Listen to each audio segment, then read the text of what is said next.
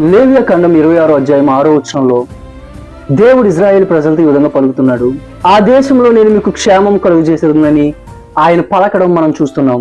ఈ అధ్యాయాన్ని మనం గమనించినప్పుడు దేవుడు ఇజ్రాయేల్ ప్రజలతో మాట్లాడుతూ వారు ఆయన ఆజ్ఞలకు విధేయులై ఉంటే ఎటువంటి ఆశీర్వాదాలను పొందుకుంటారో, వారు ఆయన ఆజ్ఞలను మీరితే ఎటువంటి శాపాలు వారి మీదకి వస్తాయి తెలియజేస్తూ, వారు ఆయన మాటలు విన్నప్పుడు వారికి ఆయన క్షేమాన్ని కలుగు చేస్తానని తెలియజేస్తున్నాడు.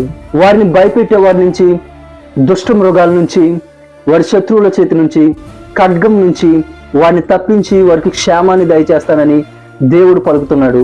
అవును, మన దేవుడు మనకు క్షేమాన్ని దయచేస్తాడు. ఎవరైతే ఆయన మాట వింటారో వారికి దేవుడు క్షేమాన్ని ఇస్తాడు. ఈరోజు ఎటువంటి భయంకరమైన పరిస్థితులు మన చుట్టూ ఉన్నా, ఎటువంటి కీడులు మన చుట్టూ ఆవరించున్నా, మనం దేవుని మాట వినగలిగితే ఆయన ఖచ్చితంగా మనకు క్షేమాన్ని ఇస్తాడు. కాబట్టి మనమందరం ఆయన మాట విందాం. అప్పుడు దేవుడే మనకు క్షేమాన్ని, భద్రతను దయచేస్తాడు. అటువంటి కృప దేవుడు మనందరికీ దయచేయునుగాక. ఆమేన్.